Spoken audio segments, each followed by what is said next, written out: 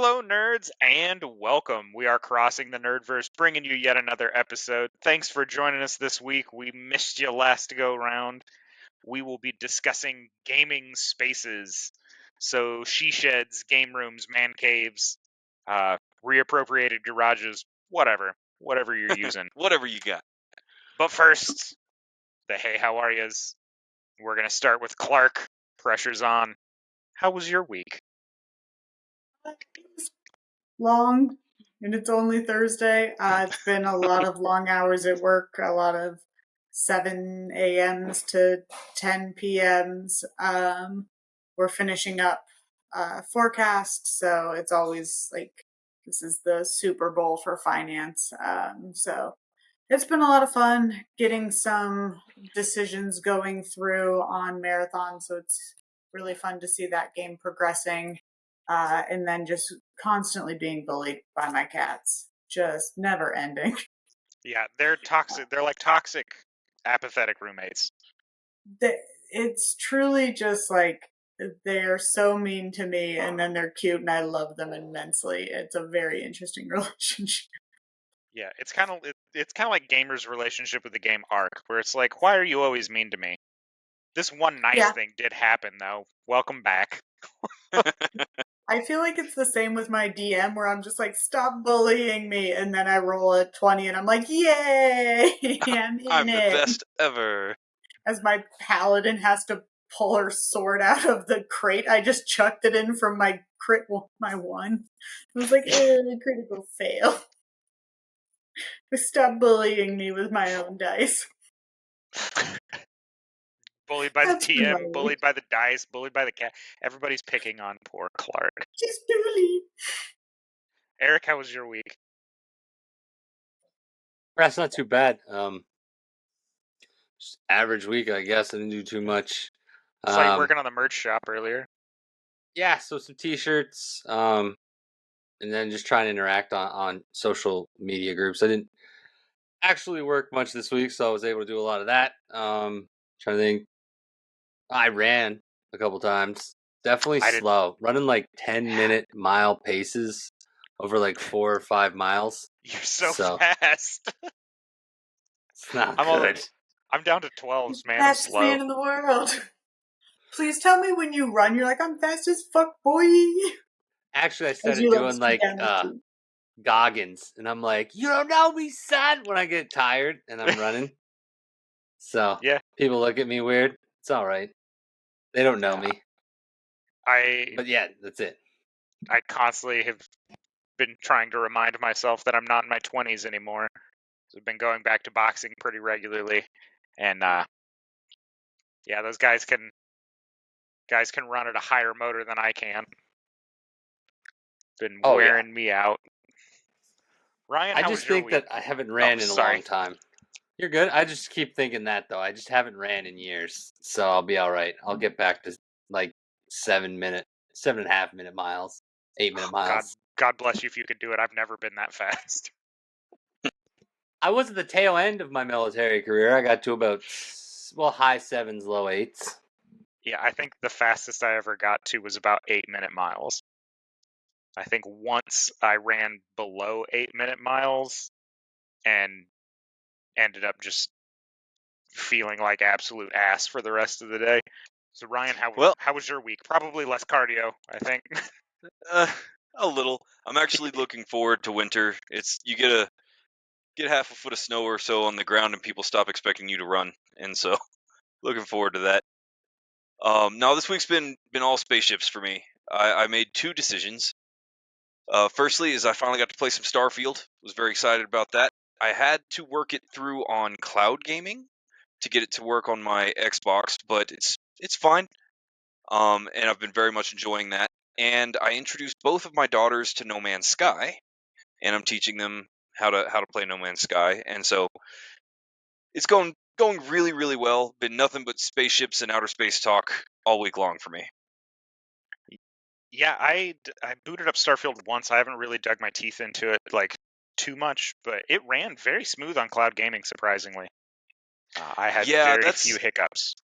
that's caught me off guard as well. Realistically, the only downside that I've had with cloud gaming so far is that the queues are long, and so sometimes I have to sit and wait for 10 or 15 minutes in order to be able to get into the game, which is a downside. But game's been running great, running pretty smooth. Cloud gaming's been nice.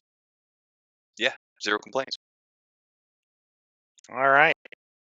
And with that, we'll get into the topic at hand. Ryan had the panic pick of last week. Eric just lambasting him to choose a topic. So we're going to talk about gaming spaces and what that means, or what our setups are. For those of you that are watching us live or via video, you can see my gaming space has been migrated to my living and / dining room in my house. You can see the rather ridiculous amount of Magic cards that I have over here. All those white tubs are full from one end to the next with Magic cards, so it is. Well, yeah, and that's actually why I wanted to talk about this particular topic. It actually came up because, unfortunately, Travis had to give up his gaming space. It was a well-curated space, and so it got me thinking about how everybody handles it a little bit different. And your game space can be everything from the fold-out table you have a laptop on, tucked into the corner of your apartment, all the way up to just unbelievably lavish game spaces with decorations and LEDs and all of your collectibles displayed and stuff. And so it's something that I think every nerd, every geek, every kind of gamer out there has in common. And you can have game rooms for anything, right? Like you can have game rooms for your video game space, which I feel like is probably the most common, but also for things like Magic the Gathering or card games or board games, or even people that have a simple billiards room, still a game space. And so I thought it'd be nice to kind of talk about the ones that we've had and our experiences with it, and maybe some hopes and dreams for game spaces in the future. Would you consider like those guys that set up the sporting like nooks or spaces in that same vein as like a game room? Sporting they are spaces. Sporting. So like where they watch football, like not just the living room, but those guys that have the full setup where they're It's a they've game. got their sports memorabilia up and like maybe a little bar in the corner or whatever, and Oh yeah, their Still foam a game finger that space. says #1 fan. You'd Yeah, count absolutely that? still a game space. In fact, you can All find those that all poor over the Jets place. fans. Yeah, because you find it in football a lot. You find it in NASCAR a lot. I've seen people with special rooms built just to kick back and watch NASCAR. So yeah, absolutely still a game space. I have Yeah, a friend with all of the old KFC NASCAR buckets like displayed in his There you NASCAR. go. He traveled for those. I Yeah. give him credit. Like they are nice buckets. Yeah, and the chicken was okay too, I'm sure. No, to jump off of Clarkson, yeah, anybody who has Aaron Rodgers on their fantasy football, sorry about you, because he is gone for the season. He was on my bench. Not gonna lie, That's he what he was my gets for backup leaving my QB. Packers. He's on the bench for the Jets too, so you have something in Yeah. common with them. Hey, now he'll probably be on Pat McAfee's podcast more than just Tuesdays. So if anybody's trying to see him on TV and hear some wild outtakes sometimes, Catch him on the Pat McAfee show. yeah. Gosh, my curiosity is, are they going to go with who's their backup? Wilson, right? I don't think they can do that. They can't stay with him all season. I don't know. He's already proven he's not. Yeah. I don't think they have enough salary cap to get both Tom Brady and Rob Gronkowski, so I don't think that's going to be the hopeful either.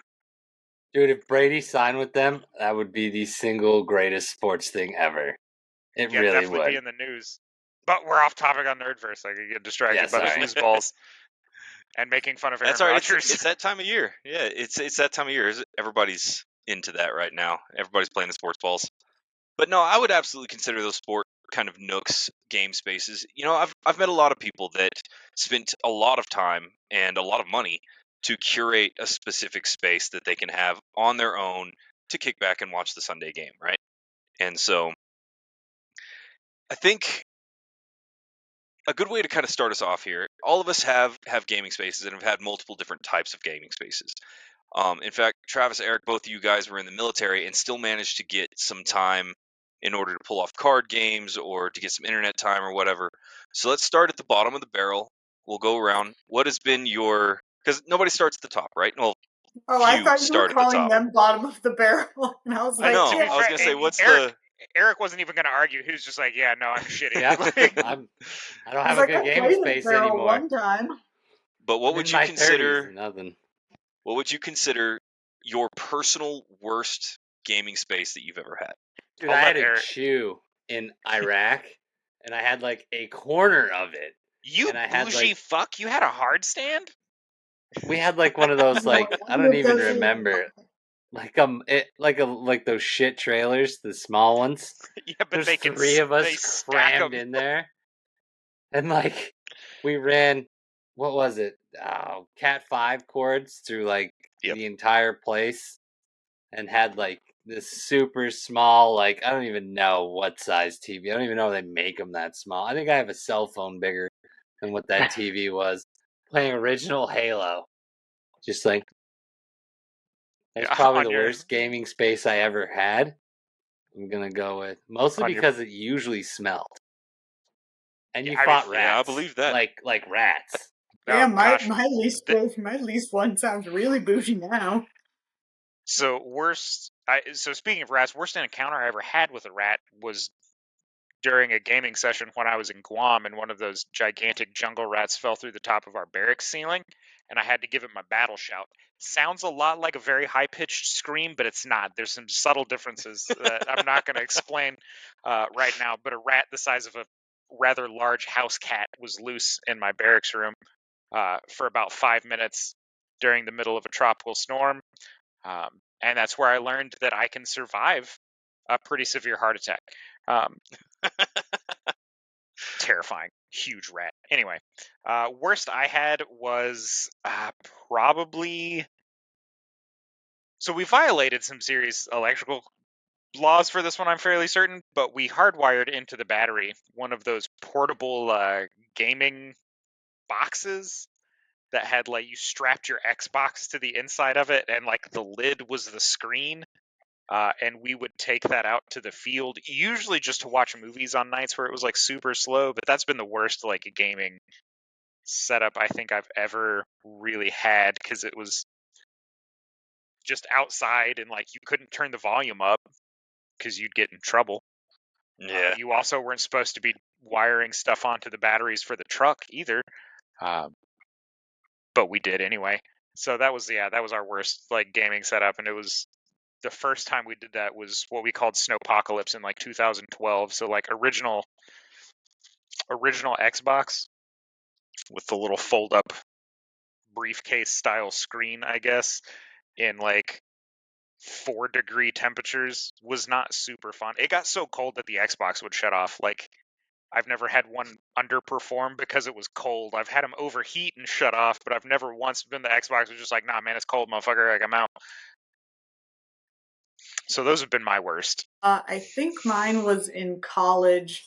I had a MacBook that I was raiding in World of Warcraft with. Oh, Yeah. was it on fire? Yes. I had like 2 fans, and so our common areas in college got like shut down at 10 o'clock, and I had a lot of friends on the East Coast that I was raiding with. So I jacked my bed up on like those stilt things and then put like a big blanket like under it to make like to attempt a sound barrier, because I still had to talk when I was raiding, but my roommates were asleep. So it was like me on a little MacBook trying not to blow up. I'm like whispering into a really shitty headset like, I need a heal. Somebody heal me. Like it's a horror movie. Somebody It heal was just me. so bad. And like I had a tiny little travel mouse that I had for school with me. And the entire time I was like, why didn't I just bring my desktop to school? Why didn't I just bring my desktop to school? And it never occurred to me in the 3 years I was there to ever bring my desktop with me. It was so bad. So speaking of public gaming spaces, the very first time I played World of Warcraft, I had to do it at what was that place called? An internet cafe. No, it was the Boss House is what they called it on JBLM. I think it's been renamed to something even cheesier, like the Warrior Zone or something like that. And so you would basically give them your driver's license, and you could rent a computer free of charge and play games that were already installed on it. And so I was playing World of Warcraft on a public computer, and I don't know if you know about the Army's budget or not, but stuff like that is usually not very high end, and so I would have to call, like, on my cell phone, call and talk to my group. So all of my requests were having to be relayed third party through either Ryan or Robbie as we were gaming. I would be like, hey, can you tell somebody to give me a heal? And you just hear like Ryan in the background, hey, the tank's dying again. And I'm like, hey, listen, I'm doing my best. Like, You mean you didn't have vent on that sweet, sweet machine? you couldn't even play with the sound up.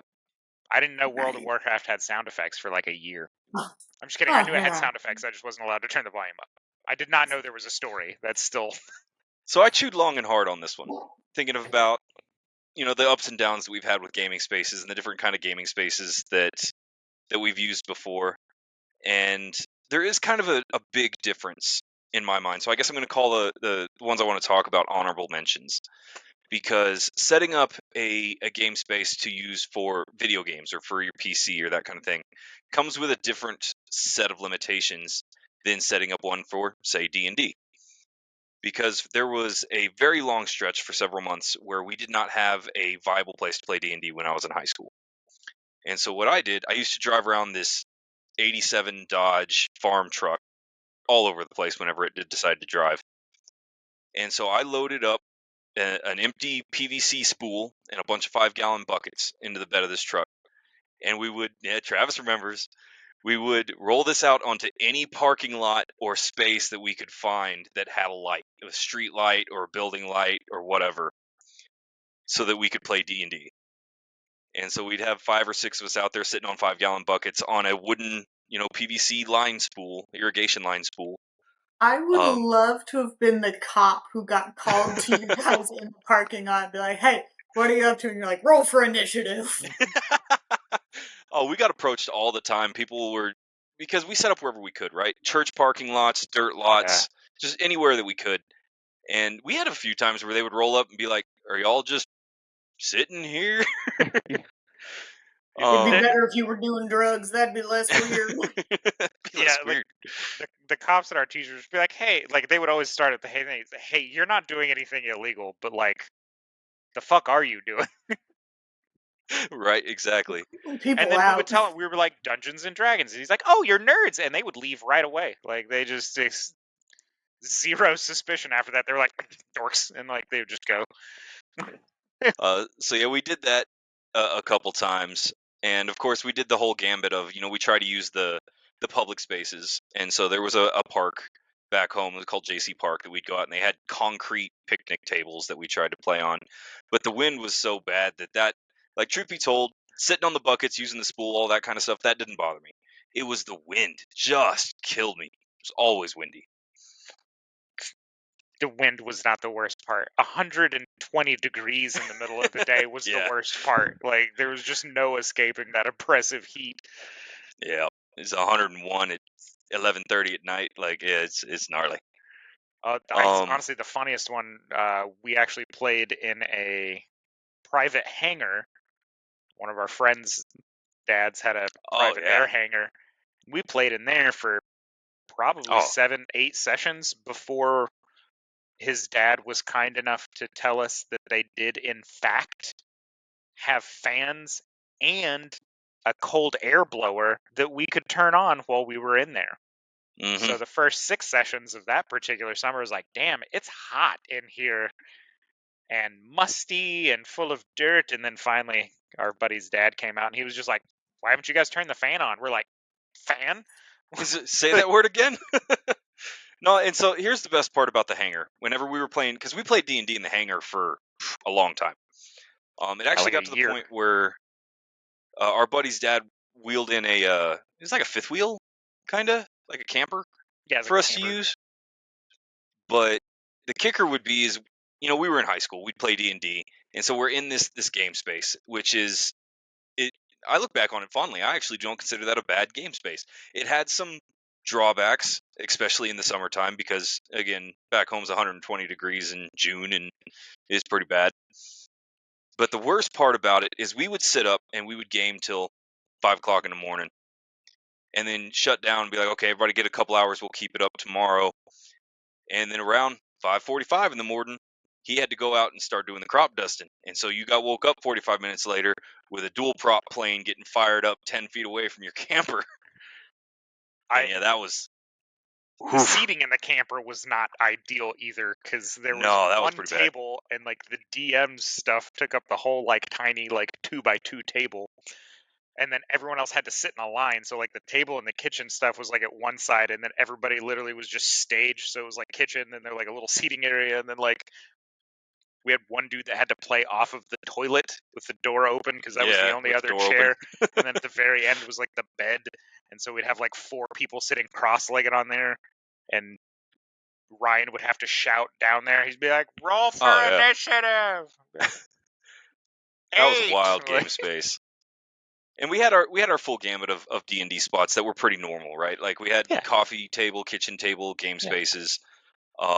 We had, a buddy of ours had a pool, and so when it was nice outside, we could set up on the table out in his like pool area Yeah, not in and the play pool. D&D. I thought you We were weren't going to playing. tell me you gamed in the pool, and I was like, No, this no.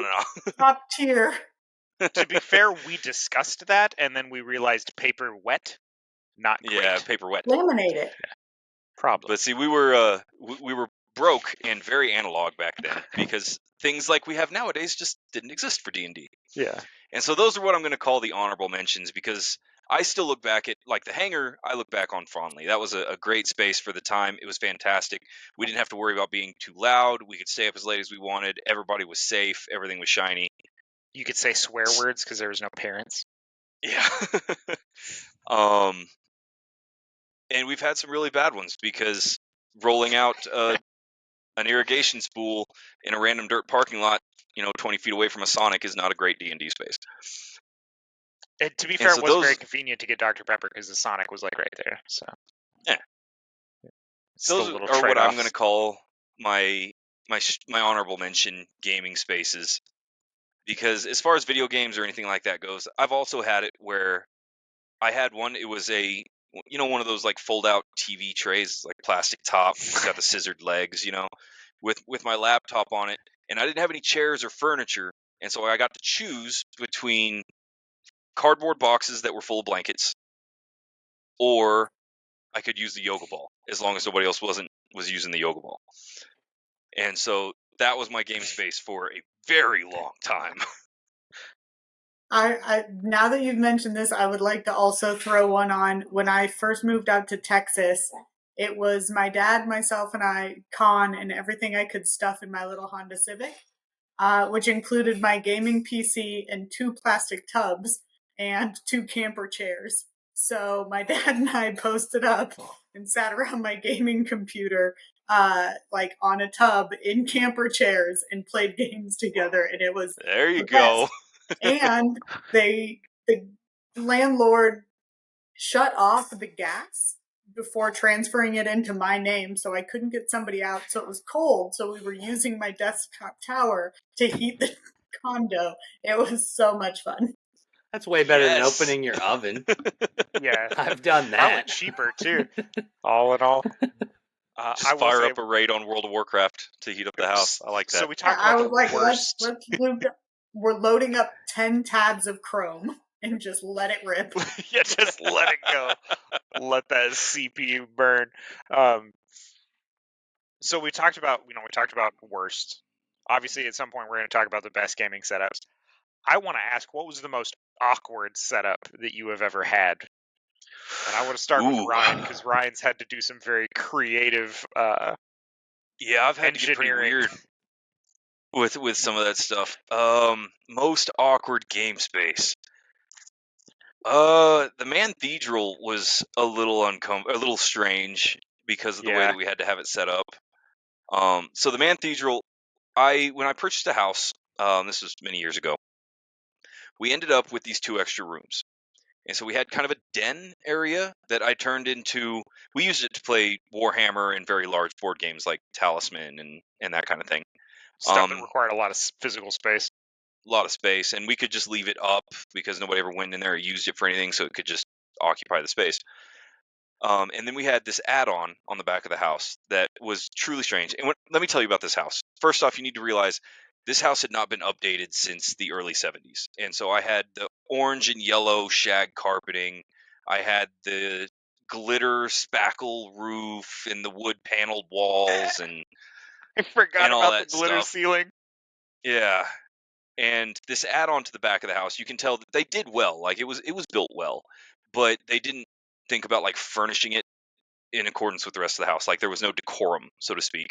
And so it had this like green astroturfy kind of carpet in it that was impossible to clean. And so the Manthedral was effectively the 3 couches that I had acquired.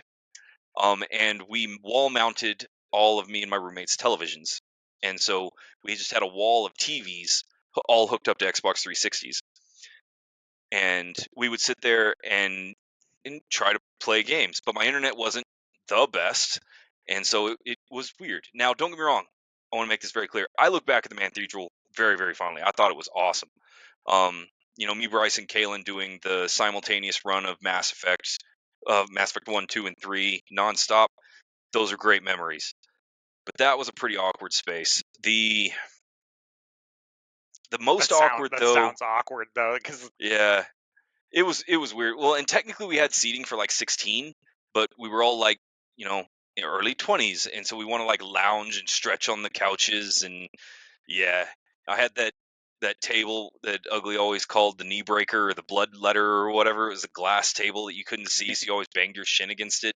yeah, it was the depth perception on that when you went at an angle was ridiculous because you're like, I still have like 8 or 9 inches before I come across this table. No, you do not. I would say the most awkward, again, this will be for D&D, not for video gaming as much, because it was that one where we had to set it up with it was like a filled-in basement stairwell that they had kind of tried to turn into a room, but it had like 4 levels that wound around. That? I don't even remember. I want to say Dakota introduced us. I don't recall. But that was a really awkward space because the floors were wildly unlevel, but they were too big to be considered stairs. It was like just offset landings that went around. And it was a good space. It held everybody, but everybody was on different levels of elevation, and you couldn't get furniture in there. And so that's a pretty awkward space. Eric, what do you got? I can't think of any awkward space that I had, like just that worst one during like deployment. I can't think of any Actually, let me ask you like... this. So a lot of mine come up with the awkward question was really easy for me because I've always designed game spaces to accommodate a group because D&D is my primary thing, followed by board games and then video games. Have you ever designed your game spaces, or I guess is it your practice to design your game spaces with the idea of company in mind, or do you generally design solo? I definitely design solo. Yeah, I have definitely 2 do. game spaces, and each are designed different. Oh, rich people. I do. Yo, I have to hear. You heard I the have to hear- hours that I'm working. I don't want to hear from any of you. Yeah, she does work very hard. Goddamn have to husbands hit out there playing all the time. I have to assume the blanket fort was probably your most awkward gaming setup. Clark. Mine? Yeah. I would call that the most awkward, but now that like Ryan's talking about it, I have a really fun one that wasn't mine, but I would go and like partake in college. So one of the guys at one of the frat houses that I befriended, he had like a tiny projector and would project it on the back of the house that didn't have any windows. Oh, the only problem is we'd always play like during massive frat parties. So like they were pikes. So we'd go and just four drunk nerds. NPCs walking through your game. Just it was like so fun and also so bananas at the same time, because like we'd usually play like Mario Kart or Mario Party, and like just having drunk cheer people and people booing at you. It was just weird, because I don't. It was like he's like, hey, let's come over Saturday, and then we'd go over to play, and then all of a sudden, like 90 drunk people would show up, and we're just like, hey guys, this is a lot You of know, fun.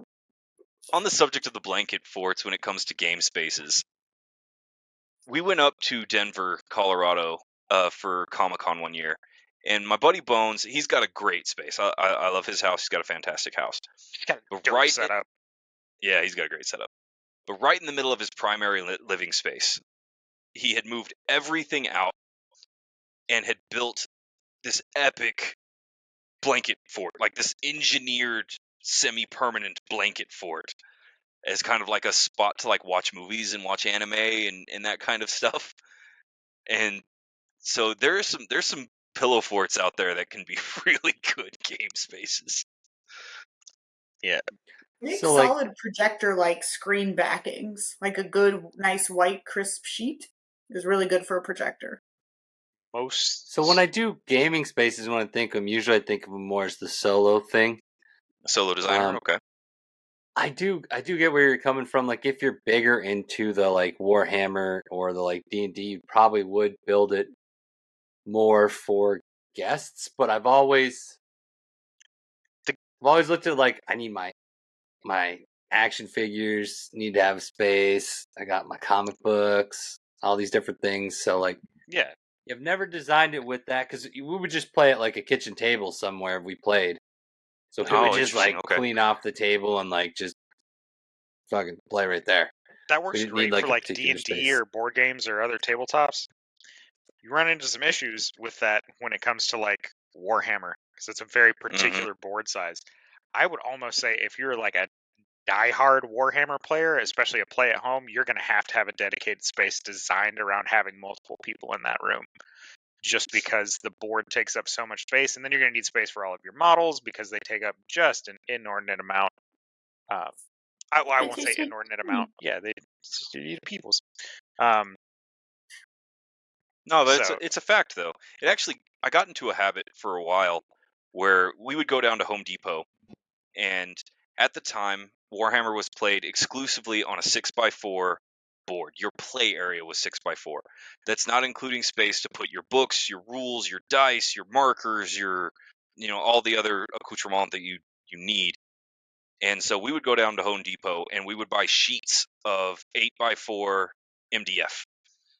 And we would just set them up on anything that we could get level to play Warhammer on. In fact, me and our buddy Ugly, we still use those same 8x4 sheets, even now that we have game rooms built and designed. Yeah, but now they have permanent legs. Because you've turned them into actual table. Honestly, I thought for a minute you were just like, we would just go down to Home Depot and take plywood and then set it up on sawhorses and just play in the middle of Home Depot. No. I thought that's where that story was going to go at first. And I was like, Ryan doing some weird shit at Home Depot. No, I ain't doing it at Home Depot. Most awkward gaming. Yeah. Yeah, how did Speaking that of not awkward make the gaming honorable spaces. mention list? Yeah. I guess they couldn't kick you out. Yeah, I mean, strictly speaking, I don't know. I've Because never like, I'm actually testing attempted this that. product. Yeah. All right, Ryan, come to Dallas. We'll roll it up at the Home Depot and see what happens. See what? Hey, I'm about it, man. So when it comes down to game rooms, I'm the opposite, of what Eric was talking about. Even when I'm not in a position to be entertaining very much, my natural response is to build the room setup for guests and for company. And even the one I have right now, my current game room is actually kind of a repurposed wine cellar. The dungeon. And the dungeon, yeah. And so I have it set up with it's comfortable seating for about 4 people plus me. I'm going to say 3 people plus me to keep it nice and comfortable. And I don't entertain down here. Nobody ever comes over. But it worked out really great because my daughters come down here to play the Xbox. And so they have a good spot where they can come kind of in and out without interfering with a lot. And I have it set up where I have the command center, which is, all of the electronic equipment is in one little space. And then the rest of the room is dedicated to that. But because I've moved more towards video gaming, I don't have a good enough space down in my current game room for things like board games. I could play D&D down here pretty easy, but not board games or anything like that. That requires a good surface. And so, I'm with Eric. I just post those up at the kitchen table. Like, My interesting. gaming space, I don't even like people in it. Like when I have an actual dedicated one. Oh, Sanctum Sanctorum style. Okay. Like my gaming space is like me. Like please leave. Don't be here. It's mine. All my nerd shit is everywhere. All my gaming stuff. Like I don't you don't buy like a couch for your game room. That's why you buy like a single chair. You're like, yeah, I mean, I guess you can hang out. You can like sit on the floor. I don't really know where this is You going. can sit on Like, the floor. yeah, or you can go home and turn on your own system, I guess. Standing room Question. only. Does your nerd shit like flow into the rest of your house, or is it only there? So when I was a real human and had my own place, it didn't. I kept all of it in the room. So, but I also had sports stuff. So like I always did like Transformers, anime, a lot of Patriots. Montreal Patriots stuff. Yeah. Oh yeah, Patriots all The day, Montreal twice on Patriots. Tuesdays. I've never heard of them. That's But, the Montreal. What's the hockey team? The Jets. But anyways, the Patriots are looking good this year. Mac Jones is getting back on track. Anyways, but yeah, so I actually like my nerd room would actually encompass like sports, which is technically nerdum because I play fantasy football and ran a league every year. Still D&D do. for Oh, jocks. and I wasn't invited. Rude. To the fantasy. I actually we'll make a dropped new out one. of our I'm in business 3 of them, fantasy so. league. Really, that surprises me that you're in 3 fantasy football leagues. Why? I love shocked. fantasy football. I play it with my dad all the time. Yeah. Huh. I have won an exorbitant amount of money playing fantasy football. Of course you have. I have never. The only time I ever win money is during we do brackets for the World Series at my job, Please. and yeah, I'm 2 for 2 so far on World Series winners. Last Well, year, to I answer made your- everybody very mad because I put all my marbles on Houston winning the whole thing, and everyone they're like, "Oh, we hate Houston here," and I was like, "Well, they're about to win me money, ha ha ha ha ha," and then they did. See, with mine, it's an odd question to answer. The vast majority of my nerd shit is in my game room, and takes up. That's where, again, I guess just the vast majority of it is. There are a couple of exceptions because my garage has a kind of a collapsible, so to speak, game space for Warhammer because you need a lot of space to set up that table and do that kind of stuff. And so that's all out in my garage. I don't know why I pictured like a Murphy bed style like gaming deal where he just like pulls a lever Ka-chunk. and it just like folds out and like it's all already on there. All the pieces still on there from last time. Oh, that'd be freaking cool.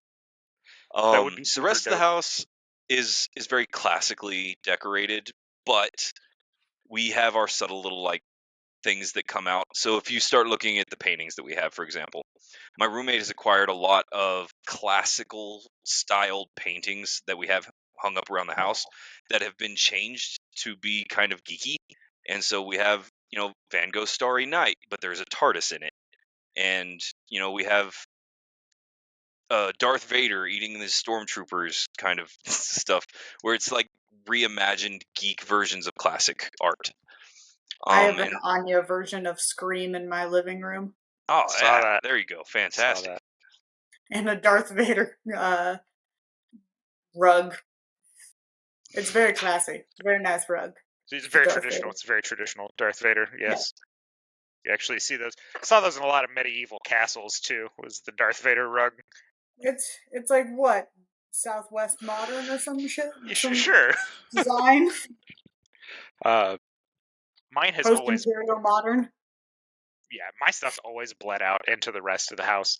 I don't recall a single situation where I had it just contained. Nerddom in any residence I have ever lived in kind of just exploded. Well, I won't say that because the Army, you really didn't have a whole lot of decorating options. So everything was pretty much just exactly where it had to be. by the rules, or else And I I'll would get tell yelled you. at. Yeah, you will. Yes. Yeah. I Yeah, got there's in a lot nothing. of There's trouble nothing quite like more being than once. There's nothing quite like being a grown man and have another grown man come into your room and just be like, "Did you take out the trash? Did you do all your dishes? Did you But make your bed?" Put your action figures away. Off topic, but in defense of the Army, it is also the only, like, one of the very few careers where, like, it's life or death when you have to do your job, like, for real. So you Yeah, need but I discipline, refuse- and a lot of people don't have it. So it just sucks that you can't treat There's people different. Do you know what I mean? My thing is That's what it it's is. not me having a dryer sheet and a paper plate in my trash can and getting yelled at for not taking my trash out is a little extreme because the Army doesn't pay for my garbage bags. If they did, I would be more than happy to waste as many of them as they wished. But being told that I was a slob because Yeah, the no, like- trash was in the trash can is a little extreme.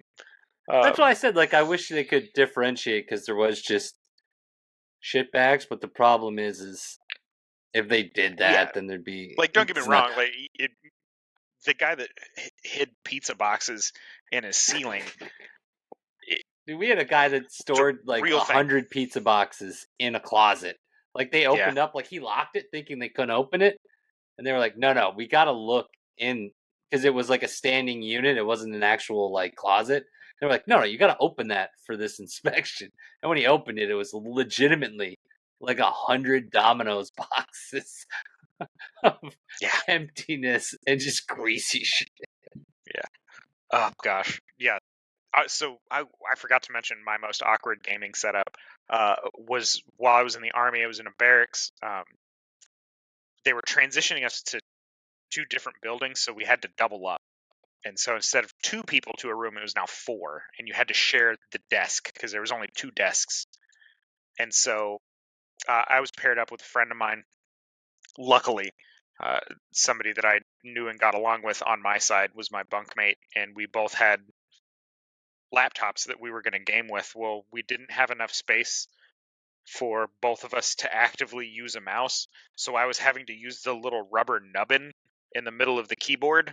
And I don't know if you've ever gamed using one of those, but that is not the most efficient scrolling method that has ever existed, because I was just like wildly shooting my cursor around the screen trying to click I on was things. really hoping you were going to say one of us had to play like left-handed, and then I just had this cute little vision of like one of you guys having your hand on the right and one of you guys having your hand on the left, and you're just like playing. It was a very adorable imagination. Okay. I have set side by side with another grown man on a bed because there was no other seating room to play laptop together. Like, so there was, so we had a traditional LAN party where we hooked everybody up playing like the old school freaking Xbox. But we did it with ported games on the laptops, and there was 2 people at the desk, and then me and my friend Mason were sitting side by side on the bed, just playing. And it was adorable. It was like having a little sleepover, but you were in your mid-20s. All right, You know- so does everybody have like a possession in their game room that they've always had? Like a Ooh. true like item they've had that has made it through childhood to the now. Oh, Ooh, And childhood? if you have it and can show it. I don't have it on me because this, oddly enough, is not where I game. This is where I read. And She shows off, folks. That's where she shows off. she's got a Yeah, reading this is nook. She's like- got 2 game rooms. She's got a home Well, it's theater. really a game upstairs, to be honest, because the loft is where we have our PCs, and then we have the theater room, which is a giant movie theater room, and it has all the gaming systems we've collected. So yeah, flexing. You know, have you seen my beach ball? It either went this way. It's about this big around. But I have from high school. I don't know why I got gifted it, but I have a tiny Buddha of wealth and good fortune that has always been in my gaming spaces, and he's just come with me all over the place. And I've had him since, I want to say, like freshman year of high school, and I love him immensely. And he has survived like 8 moves without a chip. He is truly just a deity. and I love him. And I rub his tummy every now and then for good luck. That's probably how you're doing so well. That's what I'm going to go with. Honestly, at this point, I agree. Oh, Bryce with the best Facebook comment, getting a shout out immediately for this. Ryan, could you tell us your name again? Are you sure it's not Brownie? Oh, good grief. Oh, bringing So, up for our- old memories. For our other listeners, we were missing some D&D books, and Ryan knew for sure that they were in a backpack at the hangar that we mentioned earlier.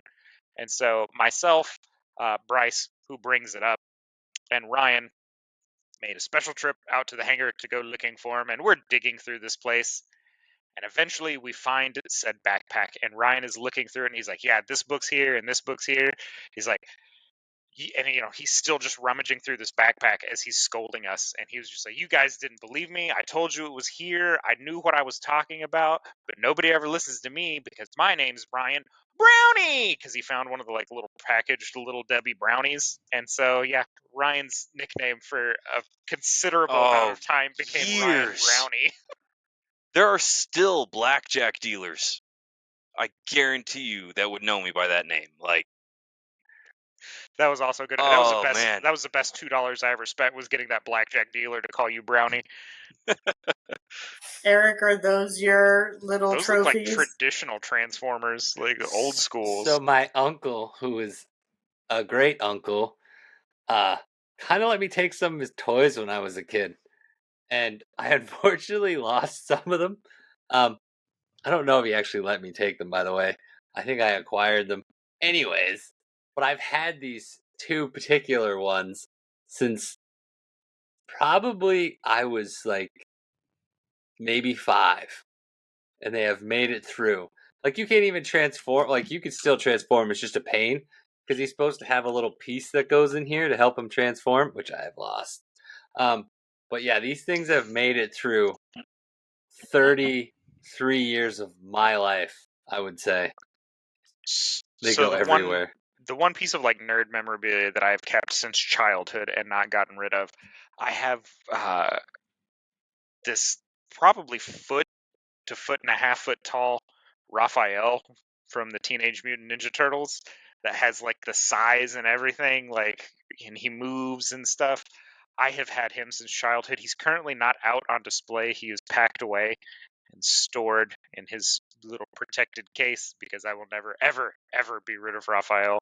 But yeah, I just don't have him out or easily available right now. He's kind of packed away when I had to redo the game room. I will say a piece of modern, like, nerddom that has been on every single gaming setup I've had since I got it is the For Honor helmets. And I don't know if you guys have seen these things, but they're actually super dope. So we've got that guy. That was the Viking one. He's always the hardest to get back on his little stand.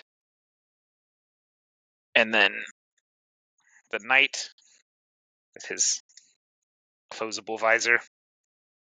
And then the samurai, which I think I showed you guys last week before. But,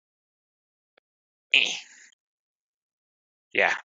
These, there and you they've got go. like a little display stand and everything. They're on every one of my gaming setups. I love these things. Super, super cool bit of nerd merch. Not that I was a huge fan of that game, but God, this stuff was dope. Yeah. That game is epic if you're willing to be patient. I am not. Yeah, you gotta like really put the time in. So as far as game room staples for me that have been with me like that, I do have some stuff that are interesting pieces. Like, I have some of the first players handbooks that we ever played with. I have some very, very old sets of dice that I could pull out and, you know, tell you stories about. But I think probably one of the most recognizable things in my game room falls into one of two different particular categories. And I want to show them both off because I don't get a chance to very often anymore. And the first one is Hellboy. The Ron Perlman Hellboy. Yeah. So I got this from Hastings when Hellboy released in 2000. Sure. Anyway, I think I was still in high school, I think. And has been on my game room shelf for nearly every game room that I've ever had. And the other one was actually a gift from my mother, and he's right up here, and his name is Frank. and has He been holds on. the dice bag. He holds the. Actually, I think that's my runes right now. But Ah, Frank has been in every game room that I've ever had. From what I'm going to call childhood, from my mid early teens. And I have some pieces that are older than that, kind of like Eric's Transformers, but those are really the interesting ones because they have all kinds of interesting memories and stories attached to them, including the one which I'm hoping my sister listens to this episode eventually, because I've had Frank in my game room so long that my sister was young enough to be convinced that he was very much a real skull. And that yeah. may also have been because we all told her that it was a real skull.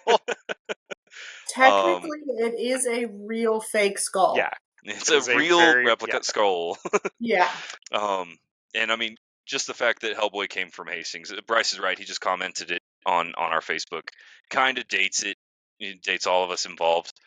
But yeah, that Hellboy, does Hellboy date and us with Frank Hastings. have been with me a long time. I actually got Frank a girlfriend. She's tucked away right now. It was many years later. It's a skull replica, but it's from a Roswell alien skull. And so, How many tendies does it have? I'm not going to share that information with you, Dara. Yeah. It's private. It's private. Your answer was supposed to be like tendies don't have bones in them; they're only cartilage, so therefore none. God, fake fan. Fake fan. Big fan. So this week You're on just Toxic using the wrong Gaming, tenties. Clark takes the lead. On hentai callouts, yes. So he's been Janet- sitting up there long enough. I don't know if you can see it. He's like covered in spider webs and needs a good Oh. cleaning and a dusting. And I thought that was Janet's just got like the a limited fact. edition sword above her desk. She's going all the way to Yeah. weaponry. So I was gonna yeah, say, nobody mess then- with Janet. She is armed at her workstation. So Yeah, be that's wary. impressive. There I you have go. Oh yeah, she's got the mines with Galahorn. mine. So yeah, What's the Is that- license plate? That was my license plate in California. It says Bazinga. Bazinga. Nice. While we're on the topic of gaming spaces, have you guys ever named your gaming space? I call mine the Thunderdome just for funsies. Thunderdome for funsies. Eric, just the game No. room. Yeah, just Don't speak to me while I'm in here. yeah. Don't bother me. How do you So- tell people to congregate, though? Yeah, He doesn't bring people there. Thunderdome. yeah. I don't So here's the congregate. interesting I don't thing. Congregate. It's my space to clear my head. I want to That's fair, congregate. We fine. can congregate it Fortress of online. Solitude. There you go.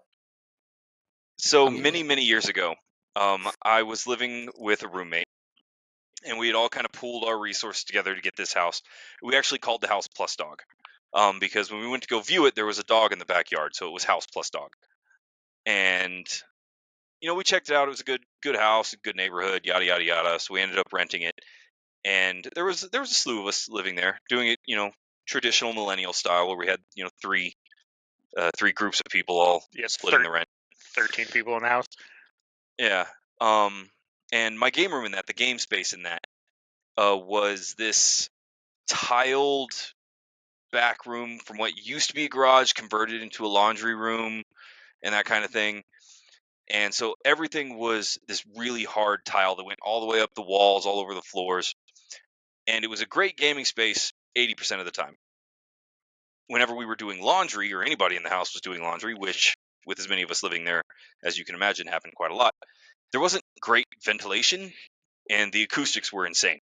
And so it would get very, very hot, and the sound of the washer or the dryer running would echo endlessly off the walls to the point where you couldn't even hear the television going. And because it was all stone and kind of set off, from the house a little bit, The we started rave room. calling it. Yeah, well, we started calling it. That was the first dungeon. And I think it was Ugly was the original one that was like, man, you're our DM like all the time, and you have a solid stone game room. Like, we should just call it the dungeon. And so I did. And so I've had the dungeon over and over again in many, many different houses until I finally have this one, which is, it's a repurposed wine cellar. And so this one is about as dungeon as I can get. And so very, Yeah. very happy with that. And so Yeah. I have a tradition of naming my game rooms the dungeon. The dungeon. Well, and Dakota briefly had was that the attic space. Yeah, the Crow's Nest. I was about to bring that The up. Crow's So Nest, very yeah. briefly, a friend of ours had and it was just the one room, and it was on the third floor of that house. Yeah, So the it was only like room on the third floor. Weird layout Yeah. on this house, by the way. it's like a tower almost. Yeah, I'm pretty sure there were some murders committed in that place, but Just gives it flavor. Yeah, yeah, character. like you walked Backstory. into that house, and I'm like, death. And it may have just been the sadness of college. I don't know. All right, so a couple people commented also on things they had. Angel, I guess her oldest thing, she had a Magic the Gathering deck. I can't say the name of that card, is like 20 years old. Is because you can't pronounce it, or you might It's- see oh, the deity? It's Lurgoyf. Yeah, Okay. there. See, I would have never fucking Ahuga. Well, is yeah, what I we'll would go with say. Ryan's. Bless you. Bryce mentions Assassin's Creed artwork, a flag, Oh yeah, he does He have got some that neat and early Assassin's fancy Creed on. stuff. Pokemon. Bryce has a cool 3D printer that does the like temperature color change on the filament. Oh yeah. Yeah, he's printed some pretty bomb Pokemon with that thing. He did like a blue and green, like metallic sheened Bulbasaur. He did like Yeah. like varying shades of red and orange for a Charmander that was pretty dope. So yeah, he's All got right. he's sweet 3D printed stuff going on in his little game room. Did you Okay. see the post I made about Pokemon? I just got to throw this out there because it was the coolest thing I've ever seen. Did you see it about why Ash Ketchum had to get Pikachu? Yeah, because He had to Rose get the Time I've Pikachu. seen Traveler. that theory where Yeah. Oak goes back and yeah. It's real though. Some- Like he would, yeah, because they did the movie. I didn't realize Yeah. that, and like Ash had Pikachu, so that's why. Even if Ash wouldn't have been late, he would have still got Pikachu. Don't go too deep because we're still going to do our episode on wild fan theories. Yep. So I know we're sometimes coming up on Pikachu's the a hour villain. mark, True. and so I'm going to yank the reins to get us back on the road here. I wanted to talk to you guys about. Oh, go ahead. I have one more thing. So so your gaming space was the dungeon. I remember briefly it being Lighter's Den, Oh yeah. So okay. and that was all based on the gamer was tag. gamer So tags. Ryan's Yeah. original gamer tag I think was like Lighter Judge, and so the place where he was at was just Lighter's Den, right? That was Yeah, the it name. came up. We were because it was when the Xbox first released. A lot of our friends all got the original Xbox, and you could name it. And we started naming ours after places. So I had Lighter's Den, and my brother Yeah. had his. Several of my brothers had theirs set up. I think to this day, BK's still Solin's Cave on Xbox. I don't think he's ever He changed is. it. And so the game rooms kind of got attached to the gamer tags, because we had named our Xboxes originally way back in the day after places. And so My go-to gamer tag is still Faced Goat Man in various forms. But I used to make the joke because everyone's like, well, Ryan's got, Lighter's Den, BK's got Solin's Cave, Dakota has the Crow's Nest, like, what are you going to call your gaming space? And I was like, I don't know, man, probably just the Goat Pen. yeah. Technically, All right. you will be in a pen shortly. That's fair. And I am the goat. It's true. So And All right, Debatable. so we've had a good run. All of us have had very bad gaming spaces. Most of us have had really good or gaming spaces we were really proud of that did a lot of cool things. I wanted to talk about public gaming spaces, what makes them good, what makes them bad, because The there are a people. lot of people that that don't have a I think private you could gaming just take space. out gaming spaces from that and just say, what's wrong with People. public? But what are some of the good experiences y'all have had in a public gaming space? Have you ever gone for public board games, public D&D, your local game shop? So we had one that everyone kind of frequented in Bangor, Maine. Interesting little place. But yeah, it was. This guy just had like a large shop, and I don't know if he just didn't have a lot of inventory or what it was, but like he just set up a shitload of long tables, and he would just let us sit there. I think he had a rule like you had to buy a drink or something. Like he had a little small fridge with drinks in it. I think you had to buy something to sit there all day. I can't remember, but yeah, like I think the summer before my freshman year of high school, I think we were there every day that summer, like not getting sunlight. and just playing Magic the Gathering. And it was good. Like, I don't know what it was, but he never had any issues, like, ever, the whole time, which is impressive because usually you have something happen. But like, everybody just respected the card shop and like came in, played Magic. I don't know if anyone played D&D there. I know I didn't, or any of my friends. But yeah, it was wild. Like, it was nice. There's no crazy smells that people always connect with those types of places. And yeah, it was very inviting. Like, people could just sit down. Even people that just came in to shop because it was downtown walking, felt comfortable enough to just come in and hang out. So There you go. yeah, I never had a bad experience there, or any shop really. We have 2 bars near us. One's called Nerdvana, and what you can do is you basically like get a table and it has a certain kind of console at it, and you can play games on that said console while you eat. And then they also have like a board game area. There's one similar to that in Plano called Farm and Gather.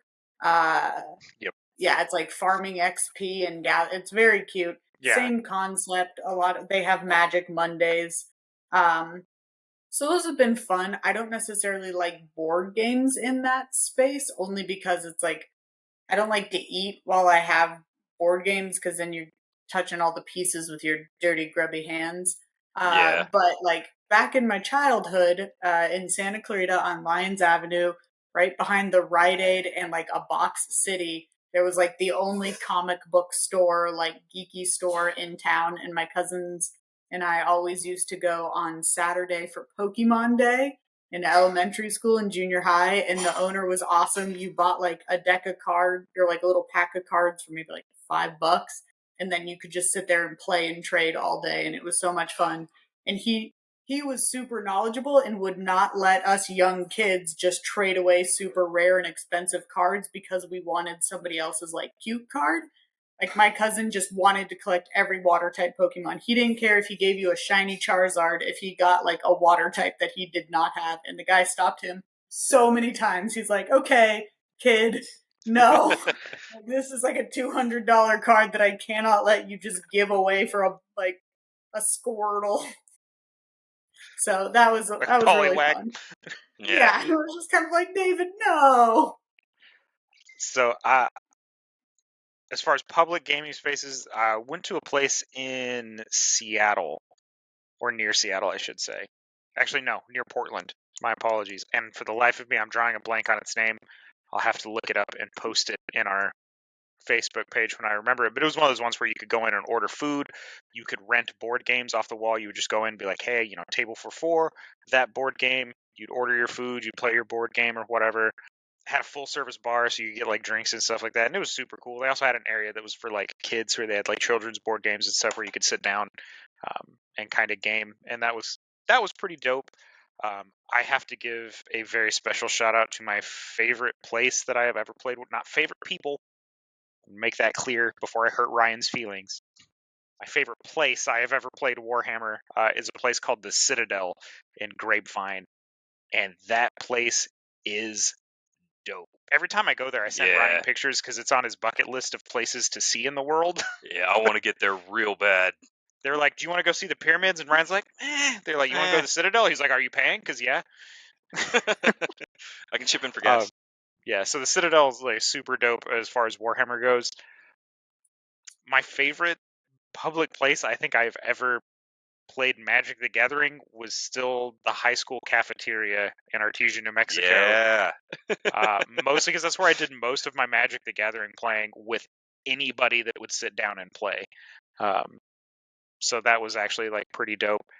Not really as big of an issue with people that didn't care to play, like bothering you or anything like that. It was loud, obviously, because it was a bunch of high schoolers that had to shout when they spoke.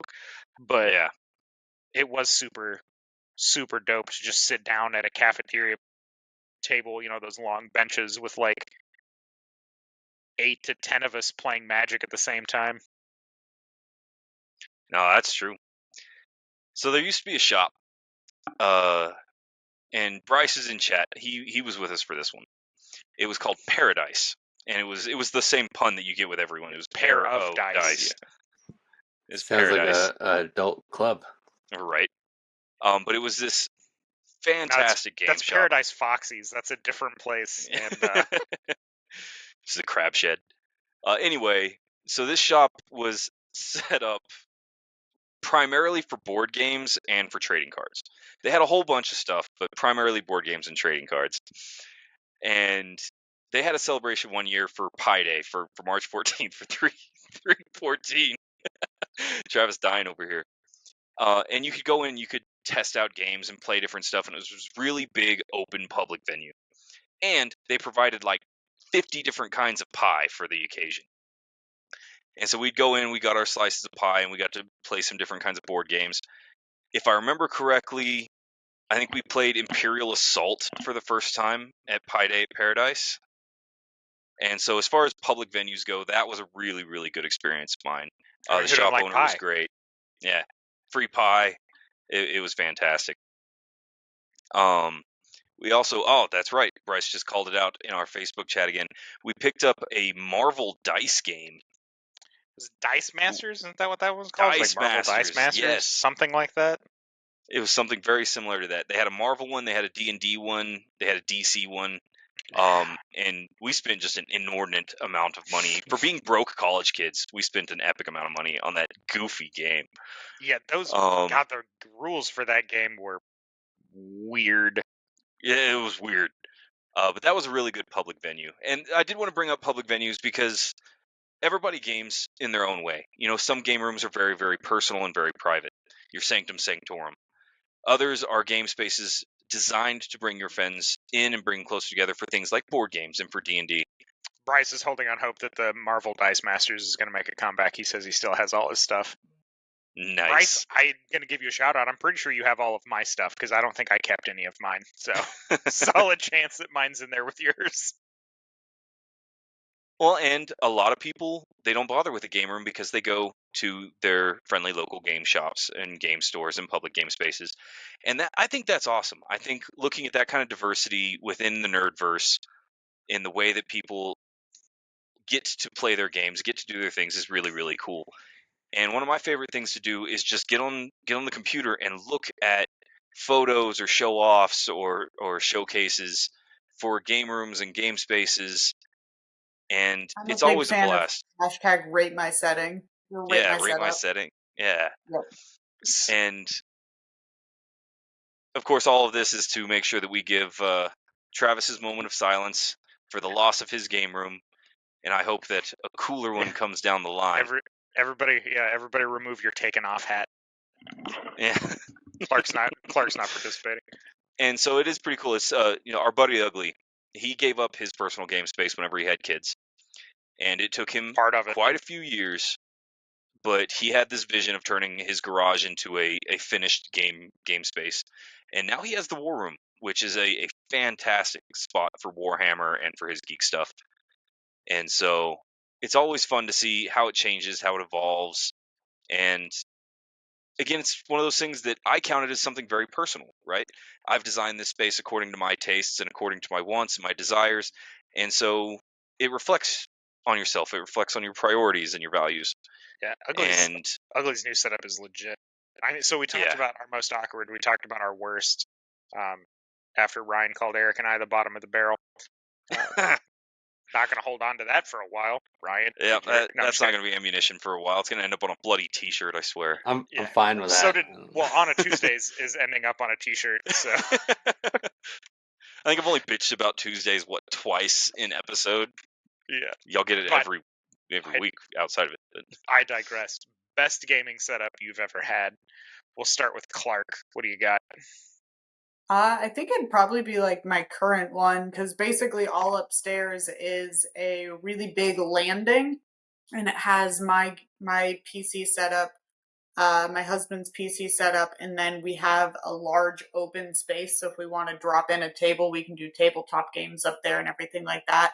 And then it has a bathroom, which I have learned is clutch in a gaming space. Crucial. Near a restroom. Because it's just like, all right, guys, I have like 2 minutes in between pulls while you guys are like doing flasks and everything. Like you're like darting to the headset back on. And then like in between double doors is the movie theater where we have like a big like lounge couch, 2 massive bean bags. We have the Xbox, PlayStation, Switch, like anything I've ever collected. I do have to get like more decor and like organization in there. Right now it's all on IKEA stuff. But basically like when you go up there, outside of reading manga and stuff like that, you can do any nerdy thing your little heart desires. You have to come downstairs for manga. Cause Just like pee in bottles, by the way. no, what? So And then I'm Eric was South- Never uninvited. gaming with Um, you. This South Park episode with the Oh yeah, World we're of Warcraft. Mom, Yeah. bathroom. I mean, if you're raiding, you just, You why you just have poo empty yourself. bottles. You just poo your pants. No, everyone has like a 10-minute break at the hour and a half mark usually, depending They're on not what. hardcore gamers then. Just saying. What was the I the Battlefield Friends YouTube where the guy was like, "Do you have a shit bucket? Get your shit bucket. Get your Okay, shit now bucket." that's extreme for me. I would never do that one. Yeah, but Oh, peeing in a pee in the Gatorade bottom of bottle's that shit in fine. the bucket. Yeah, like, I feel like that's a very small step between those two. No, What a you gotta weird- like stand up and disgusting drop old trowel man. and stuff to do the bucket thing, and then you But- gotta dump it well, out. anyway, It's to gonna yank us smell. back on track here. The only bad thing about it is when my husband and I both raid or play different games that require communication, because then it's both of us screaming in a small space Yeah. to Yep. people online. And it's just like, I can't hear me scream because he's screaming, and I need you to rally. Ryan, the pressure is on. Bryce called out a particular location, so he Did he? Yeah. Well, I know what my Pressure's- favorite is. So I bitched about it a little bit earlier in the episode. My favorite game space I've ever had was the Manthedral. Okay, good. Your friendship with Bryce is is still that- saved. Is that what he called out? Yeah, he was like, if Ryan doesn't say the Manthedral, he's lying. No, the Manthedral was fantastic. Now, I still count it as one of the most awkward like spaces I've put together just because of what it was. But you're talking 2 very large dens that were connected, seating for 16, huge board game spaces, several TVs mounted to the wall, and it had a smoking patio, it had a refrigerator, it had everything I ever needed. And it was a fantastic space. And we would A routinely smoking have patio, everybody like over. you guys would actually go outside to smoke. You guys burnt so many cigarettes in that room, it looked like you painted the walls in streaks. No. We didn't smoke cigarettes indoors. We smoked the hookahs inside, and that's what did it in. But we didn't smoke indoors. We smoked indoors at Bryce's bachelor pad. But That's right. smoking's bad, kids. Nobody should smoke. My peak gaming setup was probably the game room here before it became the nursery here, which again is to be expected, right? You're having a kid. Yeah, good reasons. Things have to change. So that was probably my best setup. It's definitely my most efficient because I had my painting station right behind my gaming station, so I could play video games. If I wanted, I just had to spin my chair around, and I had all my painting stuff right there. Very, very streamlined, very convenient. Like Clark said, it was near a bathroom, which is always like a big It's a plus. must-have, actually. Yeah. And then, I had the own closet for me to like toss all my Warhammer stuff in. Had my little glass display cases, which I managed to salvage and find room for. They're off over there, full of There you go. I call No. it my prized collection. The only thing that makes it into the display cases are the pieces that I'm actually happy with when I finish painting them. There is a lot of very cross-eyed Marines that are still in boxes, which is why I now paint everybody with a helmet on, because I'm so tired of having I'll get one pupil perfect, and then I'll go to paint the other one. It's way off over here. I'm like, oh great, we'll just make sure you're at the back of the formation. So yeah, now having access. So here's the thing: the Manthedral was by far my favorite spot. Oh, But Allison, 100%. The fridge was stocked with Dr. Pepper. Oh yeah, we got pictures of it around here somewhere. That was No it. It was Mountain Dew? just Guaranteed. Lifeblood. No, Oh, I thought you guys just were Dr Pepper. gamers. We weren't big Mountain Dew Amp. folk. Oh God, amp. Oh God. C4. I used to C4 always drink was those. somewhere. Ugh. No, I we used to had drink Dr the hell out Pepper of Amp. all the time, and the only time it ever diversified was it all Dr Peppers in cans, or did we have 3 liters of Dr Pepper? That was the only difference that we had set up there. I have to tell my favorite gaming accident story because it involves Okay. a 3-liter bottle of Dr. Pepper and a series of poor choices on Ryan's brother's part. Oh, you talking about the basement? Yeah, and so some of us Yeah. were tobacco users, and some of us used chewing tobacco. I know Yeah. where this story's going. No. Yes. I always ripped the Mm. label off the bottle if I was going to use it as a Oh spitter, man.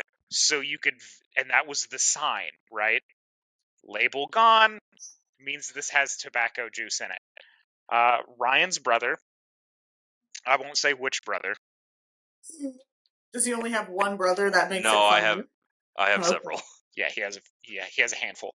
I don't want to call him out personally because I'm sure this is a very traumatic story for him. Funny for me, I enjoyed it. Ryan was mad because somebody vomited in his house. But yeah, we were having like one of those marathon gaming sessions. I had probably gone through at least a full plug of actual chewing tobacco, not like dip, but actual chew. Red Man. No, we bought it at the reservation. It came in like a little brick. It was beech nut. And I was sharing it with Ugly. And who was the other person that dipped? Was it Coda? I don't remember. I There don't was remember either. John. Is John? That's right. And John used baseball-style chews. Mhm. It looked like he was smuggling a softball in his cheek. Looked like a squirrel. Anyway, the goal for the evening was to fill up as much of the 3-liter as we could. We were disgusting kids. Yeah. We were like, it was like That's true. 17, 18. But yeah, one of Ryan's brothers decided he would just get some ice out of the freezer and grab this Dr. Pepper bottle that had been left out and gotten warm and just bloop and then take a quick swig. And he did that. And that was not Dr. Pepper in that bottle. And so the new rule was no chewing tobacco in Ryan's house. Yep. That is a fact. You know, that actually comes back around to awkward gaming spaces. For a while, we actually played in the Yeah, unfinished. it was probably Dr. Pepper or Dr. Thunder. We did have a lot of Bryce is calling us Dr. out. Thunder. That's true. That is true. But we actually played in. The guy that was letting us play in the hangar, when he was building his new house on the same plot of land, they had dug the basement out, and none of the rest of the house was like. The rest of the house was up, but the basement was up, there just and kind of wasn't finished. unfinished. And so we would play in that unfinished basement, kind of down in there. We actually there were some gnarly stories for that too. Not best for the episode, I think. Maybe after. I will say one person got phenomenally drunk and fell down the stairs and then back up them. Yeah. Which takes a lot of talent to defy I've never seen anybody so drunk they defied gravity not once but twice. So, question. Speaking of the guy building his house, when you guys, let's say you're moving, let's say you're looking for your next residence, is having your own gaming space or a gaming space that meets your needs a requirement when you're looking for a house, or will you just go into the space and kind of carve out something? Because I know for me, that was like one of the key features that I was looking for. You know how some people walk into a house and they're just like, oh my gosh, it doesn't have cathedral ceilings. I'm out. I was like, oh my gosh, this isn't wired for, Ethernet, and it doesn't have large enough space for all of my collection of shit. I'm out. Like, goodbye. So, pre-children, absolutely. Whenever I was looking for a house, it needed a game space. It needed enough space for D&D and a large group of friends. That was an absolute must-have. Now that I have 2 daughters, that is not the case. Now, what you said on the second hand, however, can I get good internet here, is an absolute must. And I know Travis makes fun of the internet that I have because where I live is not great for internet. He No, says your as camera's his currently video's out. out. Yeah. My camera's out? Yeah. Oh, Yeah. good. It's because of your internet. Oh, I Oh. also It's 'cause checked to you're see if there's Pokestops near me. Oh, see that I didn't get into that till later, but I could see the appeal. But yeah, having decent internet is a must-have. I don't look for the game rooms anymore now that I have kids. I'm very, very fortunate to have the one I have now. So Yeah, when we were shopping for this house, like, we were looking for 3-bedroom, 2-bath. Like, that was my big requirement, right? And then a layout that I kind of liked, because you'll get some houses where I'm like, why is there 40 rooms in here and all of them are like an 8x5? Like, this looks absolutely ridiculous, So yeah, I mean, it was with the thought that I would have a game room when we picked this house, but it wasn't always going to be like a necessity. Um, I look more on I make it work. Like, I'll find a way to make it work. Hence the setup I have now, right? I found a way to make it work. So that's kind of my attitude on it. Like, given an unlimited budget, or if I'm designing my own house, definitely going to have a dedicated gaming space. Obviously probably not going to be like a massive size of any kind, because I don't need a ton of space. But I'd probably do something about the size of like a den, just to throw it back to like that 70s style house layouts where there was the den. Probably something along that size, just enough to have my little gaming setup and a couple of chairs, and I'd call it a win.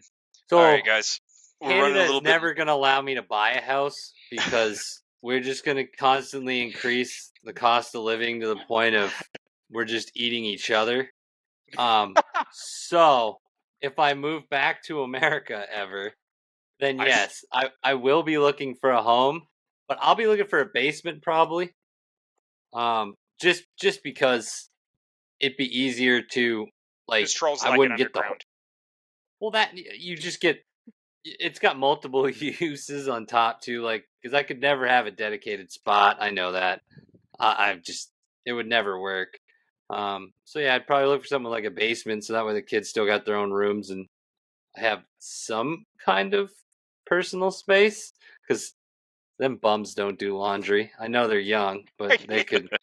Isn't your oldest like 7? Like, no, she's 10. She can kind of. Well, she kind of does laundry. She can help. Yeah. Yeah. Pitching. So She's almost whenever old enough I to go move, get a job. Like, yeah, is she dropping out of school to work full time yet? I mean, at the rate cost of living's going here, it's a contemplation. Like, I don't know what the child laws here for work are, but we'll see. All right, guys, we're running a little bit long on time. Let's get final thoughts on game rooms. Anybody got anything they want to close with? Make All it right. Well, that's all I'm going to say on that one. Is just find a place to let your geek make flag it fly. work. And that is kind of what I wanted to close on. It's exactly right. Your game space is any space that you've created that you can do the things that you love, and you get to be part of this amazing Nerdverse community that we've created. And some of us have big ones, some of us have small ones, and some of us just go down to our local game shop, and that's the game room. It's the motion of the ocean. Yeah, all right. It's how you use it. I feel like Clark I was and I building were up going to down a the bad same. joke, and yeah, I feel like Clark and I were going to the same joke. Yeah, game spaces are awesome. We would love to see all of our listeners' game spaces. You can post up pics on our Facebook group and our Instagram. I'd love to see them. So And yeah, with we've that- gotten. I think we got one or two so far on Instagram. That posted pictures that people can check out. But yeah, keep throwing them up there. I mean, we'll always look and take a peek and see what's what. And I like talking smack, so if your There you setup's go. weird, I'll let you know. And with that, we're going to bring this episode to a close. We are crossing the Nerdverse. Find us wherever you get your podcast from. We're everywhere: YouTube, Twitter, Instagram, TikTok, finally. We do have a website up that has a link to all of those fun things. We even have a link tree that'll send you wherever you want to go in regards to our stuff. So check us out online. We're pretty much everywhere. And we will catch you next time. Thanks for joining us. See you guys. Woo-woo.